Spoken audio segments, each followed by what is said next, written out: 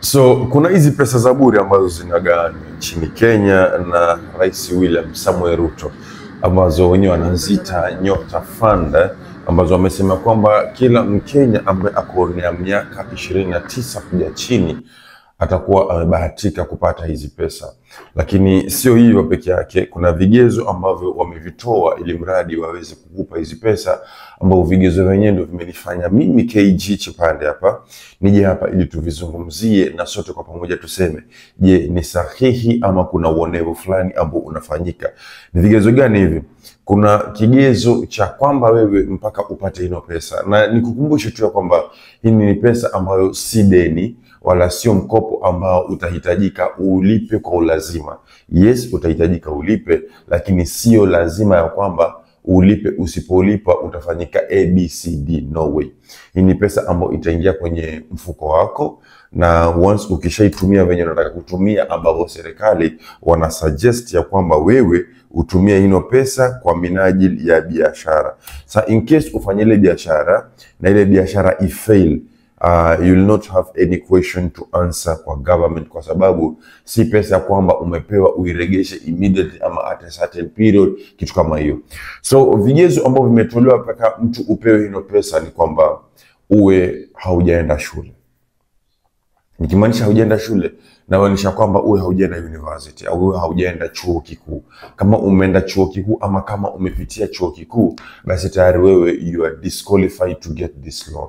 Yani tayari hautaruhusiwa kupata hino pesa. So whatever they need, wanataka mtu ambaye hajaenda shule, ama wanataka mtu ambaye ameenda primary school na labda hajamaliza ama alimaliza akashindwa kuelekea university ama akashindwa kuelekea secondary school. So those are the people that they want. That is the first year, ni kigezo cha kwanza. Kigezo cha pili, hawataki mtu ambaye anaenda jiendelesha biashara. Nasema hivyo. Mtu ambaye hataka kwenda jiendelesha biashara, they don't want. Wanataka mtu ambaye anaenda anza biashara mpya. Whenever someone want to start a new business, huyo ndo mtu mwingine ambaye wanataka. So kama uko na biashara yako tayari kubwa, don't expect to get this 50,000 from these people. Najua kuna watu ambao jana walikuwa shortlisted, wakaenda mpaka hapo kwenda ulizwa baadhi ya maswali ili mradi waweze kujibu, ndo iwe anaeleka kwamba watapewa hizo pesa ama hawatapewa. Na haya ndo majibu ambayo nimekupea.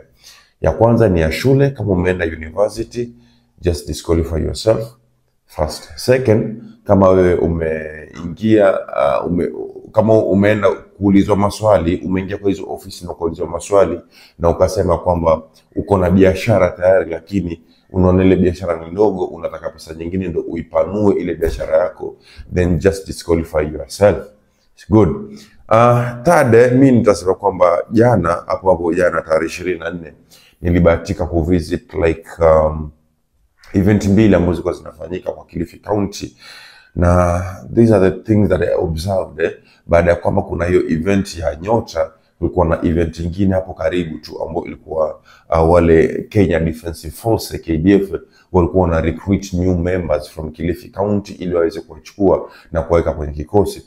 But kitu cha kushangaza ambacho nilikiona ni pale ambapo takriban watu karibu 300-400 walijitokeza ili mradi waweze kuchukuliwa na KDF ama waweze kuchukuliwa na hichi kikosi waende wakajiunge na Kenya Defensive Force.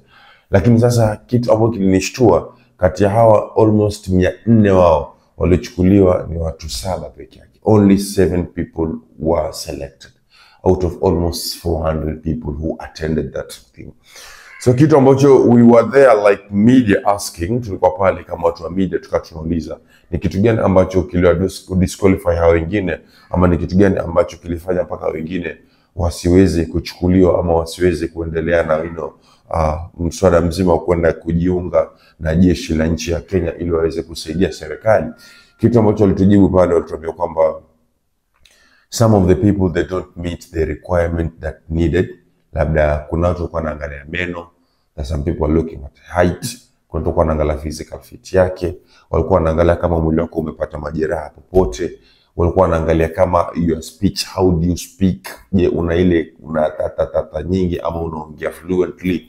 They want to know whether you can speak a fluent English pia. That's the thing that we want to check as well. can you listen, can you talk, can you write. Hizo ndio vitu pia walikuwa wanazingatia sana pale. Physical fit ya health wako, breathing system yako, the other thing that they were checking. Alafu bado still wakaangalia academic pia. After hapo wakawa wanaangalia, have you used any drugs before, ushaitumia madawa ya kulevya hapo nyuma. Sasa wakawa wanatuambia kwamba hapo kwenye kipengele cha kutumia madawa ya kulevya ndo kiliharibu. Vijana wengi sana kutoka Kilifi County walikuwa disqualified kutoingia kwenye jeshi, kisa na maana walikuwa wanapenda sana kutumia madawa ya kulevya. Na madawa ya kulevya haya ni ikiwemo bangi, sigara zenyewe pia, moshi kwa kifua, bangi. Those are the things that they want to check. Mongoka sijui wenyewe wanaita. Those are things that they were checking a lot. Na blood system yako ilikuwa ikisoma kwamba wewe ushakuwa mtumizi wa mihadarati, basi they will disqualify you. Hata kama umemeet all requirements, lakini hapo amepata kitu kama hicho, then they won't take you. So that's what I met yesterday, that's what I saw yesterday. After hapo, I traveled to Mariakani County, Mariakani constituency. Tasema ni not Mariakani constituency, but this is called Kaloleni constituency, ambayo I was invited in a certain meeting, ambayo ilikuwa ni meeting ya Aisha Juma pia. Aisha Juma pia aliweza kualika kijana fulani vile ambaye anaitwa Kitsao, ambapo alikuwa ni kama anamsupport ili awe MP saidi la Kaloleni kule. Na whatever I saw there ni Mungu peke yake. I really saw that huyu mama anapendwa. A lot of people do love this woman Aisha Juma kibao sana. Na akawa anatoa declaration yake kuhusiana na mpango mzima wa huyu ambaye ni MP aspirant wa Kaloleni, ambapo alikuwa anasema kwamba watu wampe kura kwa wingi ili waweze kuwa pamoja kuendeleza maendeleo ya Kaloleni nzima ama Kilifi County upande wa kule. Na kitu kingine ambacho kinaendelea zaidi sana ni mpango mzima wa ile campaign ambayo ilikuwa inaendelea ya kumngatua yule gavana Mng'ara kwenye kiti. Kisa na maana kuna vipengele vingi sana ambavyo aliahidi wana Kilifi kwamba atavifanya, lakini mpaka sasa hajavifanya. Baadhi ya vipengele hivi ni kama maji, kuwa na maji ama kazi kwa vijana, ambapo maji yamekuwa shida kubwa ama maji imekuwa shida kubwa Kilifi County as we are talking at the moment. Watu wanalalamika, a lot of people are complaining that they don't get adequate water ya kutumia matumizi yao ya kila siku nyumbani. So that was the campaign ambayo ilikuwa inaendelea, na kila mtu ambaye alibahatika kupewa kipaza sauti basi hakuacha kukata kuongelelea story ya maji, story ya kutopata madawa hospitali, story ya uongozi mbaya wa Mng'ara na story ya uongozi mbaya ya wale ambao ni wajumbe wa eneo lile. So nilikuwa nimekuletea tu whatever happened yesterday, where was KG Chipande on this wiki nzima KG alikuwa wapi. So that's what I decided to bring for you guys. I was a bit sick, but nikasema hata kama ni mgonjwa, lakini lazima injili ya habari iendelee.